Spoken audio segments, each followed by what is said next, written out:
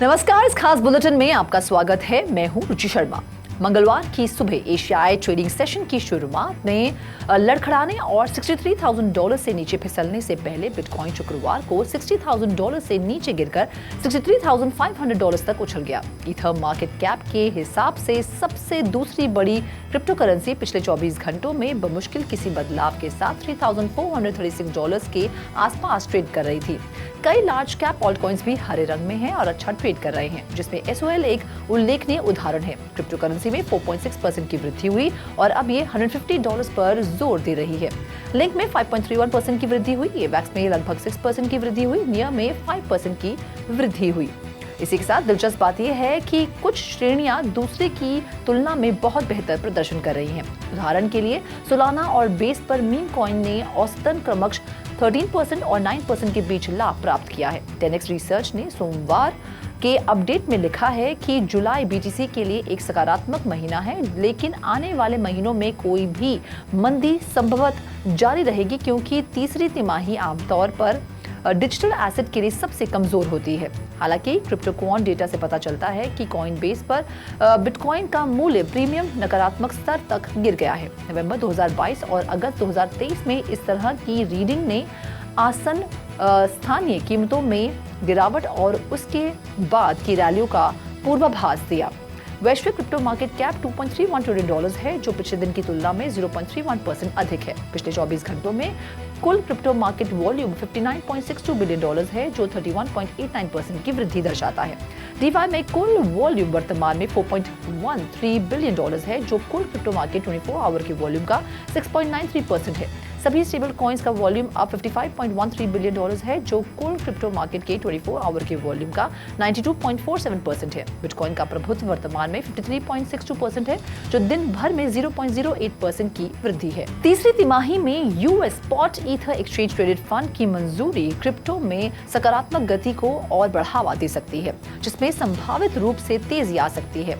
प्रत्याशित नियामक हरी बत्ती डिजिटल एसेट द्वारा अनुभव की गई सकारात्मक गति को और बढ़ा सकती है। पहली तिमाही की आर्थिक गतिविधि धीमी गति का संकेत देती है, जिससे ये उम्मीदें बढ़ गई हैं कि फेडरल रिजर्व इस साल दरों में कटौती कर सकता है। बिटफिनिक्स इस बात पर प्रकाश डालता है कि बिटकॉइन जैसी जोखिम भरी एसेट के लिए निवेशकों की भूख में उतार चढ़ाव हो सकता है, जो संभावित रूप से निवेशकों की भावना को प्रभावित कर सकता है। बिटफिनिक्स का अनुमान है कि अप्रैल में बिटकॉइन में गिरावट देखी जा सकती है, क्योंकि ऐतिहासिक पैटर्न से पता चलता है कि माइनर्स के लिए रिवॉर्ड समाप्त होने के 10 से 12 हफ्ते बाद बुल मार्केट की शुरुआत होती है।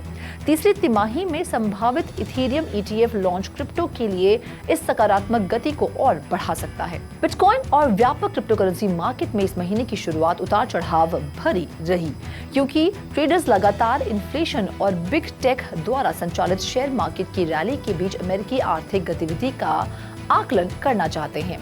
ब्यूरो ऑफ इकोनॉमिक्स एनालिसिस ने तीसरा अनुमान जारी किया कि अमेरिकी वास्तविक GDP 2024 की पहली तिमाही में 1.4% की वार्षिक दर तक बढ़ गई, जो पिछले साल की चौथी तिमाही के परिणामों के बिल्कुल विपरीत है, जिससे पता चलता है कि अमेरिकी आर्थिक गतिविधि में 3.4% की वृद्धि हुई है। मई का पर्सनल कंजम्पशन एक्सपेंडिचर इंडेक्स, जो इन्फ्लेशन का एक प्रमुख संकेतक है, अप्रैल के 2.7% से कम होकर साल दर साल 2.6% की वृद्धि पर आ गया है। मार्केट कैप के हिसाब से टॉप 100 कॉइन्स में ज्यादातर एसेट लाल रंग में ट्रेड कर रहे हैं और बिटकॉइन ने $61,000 का निशान तोड़ दिया है और वर्तमान में लेखन के समय $60,670 पर ट्रेड कर रहा है। अमेरिका के लिए अंतिम रूप से तैयार GDP डेटा से संभावित आर्थिक शीतलन का संकेत मिलने की उम्मीद है, जिससे अस्थिरता में वापसी होगी, क्योंकि अतिरिक्त नियामक विकास और व्यापक आर्थिक नीतियां महत्वपूर्ण भूमिका निभाती हैं। दुनिया के दूसरे सबसे बड़े मीम कॉइन शिबा इनू ने पिछले 24 घंटों में अपनी बर्न रेट में उल्लेखनीय वृद्धि का अनुभव किया है, जिससे इसकी कीमत में वृद्धि हुई है। लगभग 301.68 मिलियन शिब टोकन को प्रचलन से हटा दिया गया, जो 1393% की वृद्धि दर्शाता है। टोकन बर्न एक ऐसी प्रक्रिया है जहां एक क्रिप्टोकरेंसी टोकन को कमी पैदा करने और उसकी मार्केट वैल्यू को बढ़ाने के लिए एक अनुपयोगी वॉलेट एड्रेस पर भेजा जाता है। जून में 237 लेन देन में 918 मिलियन से अधिक शिब नष्ट हो गए, जो पिछले महीने की तुलना में 148% अधिक है। बर्न दर में वृद्धि पिछले 24 घंटों में शिबेरियम ब्लॉकचेन पर नए ट्रांजैक्शन में 2 गुना उछाल के साथ मेल खाती है। लेयर 2 नेटवर्क पर सभी लेन देन की वजह से शिप टोकन बर्न किए गए हैं। On chain analytics firm into the block ने बड़े ट्रांजैक्शन वॉल्यूम में 181% की वृद्धि और डेली एक्टिव एड्रेस में 65% की वृद्धि दर्ज की है। पॉलीमार्केट, एक डिसेंट्रलाइज्ड प्रेडिक्शन प्लेटफॉर्म, ने आगामी अमेरिकी राष्ट्रपति चुनाव पर $200 मिलियन से अधिक का चुनावी दाव देखा है, जो क्रिप्टो करेंसी की मुख्य धारा को अपनाने और फाइनेंशियल इंटीग्रेशन के लिए एक महत्वपूर्ण क्षण है। प्लेटफॉर्म ने जून में रिकॉर्ड वॉल्यूम हासिल की, ट्रेड्स में $111 मिलियन को पार कर गया और विश्लेषकों का अनुमान है कि साल के अंत तक इसकी ट्रेडिंग वॉल्यूम $1 बिलियन से अधिक हो सकती है।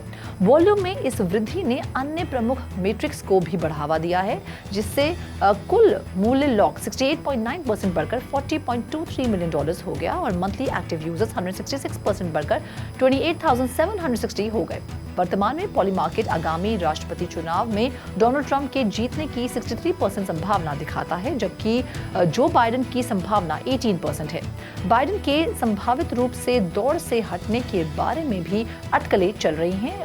उनके हालिया बहस प्रदर्शन के बाद इस परिणाम पर $8.6 मिलियन का दाव लग गया है। रशिया की क्रिप्टो माइनिंग क्षमता और 6.9 गीगावाट्स तक बढ़ सकती है, एंड्रे किटायेव के अनुसार, जो कि रशियन पावर सिस्टम ऑपरेटर में एनर्जी मार्केट्स और एक्सटर्नल रिलेशंस की डायरेक्टर हैं। देश की कुल क्रिप्टो माइनिंग क्षमता वर्तमान में 2.7 गीगावाट्स है, लेकिन घरेलू माइनर्स अपने नेटवर्क को 2.5 गुना बढ़ाने की योजना बना रहे हैं। किटायेव ने कहा कि रशियन माइनिंग फर्म्स के data processing centres 2.7 gigawatts power का उपयोग करते हैं और एक और 6.9 गीगावाट्स जल्द ही ऑनलाइन आने की तैयारी कर रहा है। डेटा सेंटर्स जो 2.5 गीगावाट्स पावर का उपयोग करते हैं, उनके लिए ग्रिड कनेक्शंस के लिए पहले से ही टेक्निकल कंडीशंस स्थापित हैं। ऐसे ही मिनिस्ट्री ऑफ एनर्जी का 2024-2029 के लिए latest electric power system plan ये मानती है कि कुल क्षमता है हर साल 2% या 3.4 गीगावाट्स की दर से बढ़ेगी। ये ग्रिड के लिए समस्या खड़ी कर सकता है, क्योंकि पिछले साल रशिया में औद्योगिक उत्पादन 3.5% बढ़ गया था। ब्लॉकचेन सुरक्षा फर्म सर्टिक ने एशिया में अपनी क्लाउड इंफ्रास्ट्रक्चर को अलीबाबा क्लाउड, जो Chinese e commerce giant Alibaba की एक सब्सिडरी है, में माइग्रेट किया है। ये कदम ब्लॉकचेन डेवलपर्स को Web3 एप्लीकेशंस डेवलप और डिप्लॉय करने के लिए एक सुरक्षित वातावरण प्रदान करने का लक्ष्य रखता है। सर्टिक के को-फाउंडर रोंगयू यू को विश्वास है कि ब्लॉकचेन टेक्नोलॉजी का बदलता हुआ शक्ति डेवलपर्स को सुरक्षित विकास और डिप्लॉयमेंट के माध्यम से अलीबाबा क्लाउड के प्लेटफॉर्म पर समर्थित करेगा। अलीबाबा क्लाउड ने पहले अवलांच ब्लॉकचेन के साथ इंटीग्रेट किया था, ताकि node as a service initiatives को शक्ति मिल सके, जो डेवलपर्स को अलीबाबा के क्लाउड इंफ्रास्ट्रक्चर पर नए वैलिडेटेड नोड्स लॉन्च करने की सुविधा प्रदान करता है। अलीबाबा क्लाउड के साथ पार्टनरशिप में 2023 में शुरू हुई थी, जो सर्टिक के डेवलपर्स को code reviews, risk assessments, team identity verification और बैकग्राउंड चेक्स को अलीबाबा के क्लाउड इंफ्रास्ट्रक्चर पर अंजाम देने की अनुमति देती है। हवाई ने आर्थिक रूप से क्रिप्टो करेंसी फर्म्स को राज्य में ऑपरेट करने के लिए मनी ट्रांसमिटर लाइसेंस प्राप्त करने की आवश्यकता से मुक्त कर दिया है। हवाई department of commerce and consumer affairs ने घोषणा की है कि राज्य में अपना संयुक्त crypto research project digital currency innovation labs 30 जून 2024 को समाप्त कर दिया। DCIL का लक्ष्य राज्य के बेहतर डिजिटल करेंसी गतिविधियों के परिदृश्य को एक्सप्लोर करना और क्रिप्टो रिलेटेड कंपनीज के लिए आवश्यक रेगुलेटरी फ्रेमवर्क का मूल्यांकन करना है। हालांकि क्रिप्टो कंपनीज को फिर भी किसी भी लागू फेडरल लाइसेंसिंग या रजिस्ट्रेशन रिक्वायरमेंट्स, जिसमें financial crimes enforcement network, securities and exchange commission और फाइनेंशियल इंडस्ट्री रेगुलेटरी अथॉरिटी द्वारा यहाँ पर निर्धारित मापदंड शामिल है का पालन करना होगा। कंप्लायंस में कंज्यूमर प्रोटेक्शन और एंटी मनी लॉन्ड्रिंग मेजर्स भी शामिल होंगे। सिंगापुर ने digital payment token service providers के लिए आतंकवाद वित्तीय सहायता को संभवतः सुविधा देने के लिए रिस्क लेवल को मीडियम लो से मीडियम हाई तक बढ़ा दिया है। अपने आतंकवाद वित्तीय नेशनल रिस्क असेसमेंट की लेटेस्ट अपडेट में ministry of home affairs, ministry of finance और मॉनेटरी अथॉरिटी ऑफ सिंगापुर ने संयुक्त रूप से घोषणा की कि लेटेस्ट रिस्क असेसमेंट, जो अंतिम बार 2020 में की गई थी, ने आतंकवाद वित्तीय रिस्क के तुलनात्मक क्षेत्रों को पहचाना। हालांकि रिपोर्ट ने कबूल किया कि साउथ ईस्ट एशिया में डिजिटल पेमेंट टोकन्स के व्यापक उपयोग के लिए स्पष्ट सबूत की कमी है।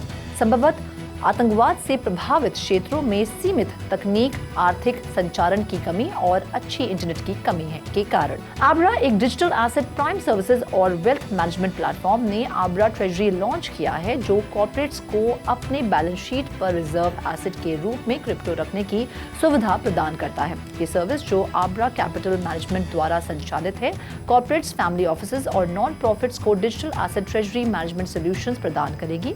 आब्रा ट्रेजरी कस्टडी, ट्रेडिंग, बोरोइंग और यील्ड सर्विसेज प्रदान करता है, जो क्लाइंट्स को उनके क्रिप्टो को अलग से रखने की अनुमति देता है। सेटलमेंट एग्रीमेंट के क्षेत्रों के तहत आब्रा यूएस कस्टमर्स को सेटलिंग स्टेट्स में $82.1 बिलियन तक का क्रिप्टो वापस करेगा। इस खास बुलेटिन में फिलहाल इतना ही। आप देखते रहिए 3 टीवी और ज्यादा जानकारी और स्टोरीज के लिए लॉग ऑन करें हमारी वेबसाइट www.3watch.io पर या फिर QR कोड को स्कैन करें।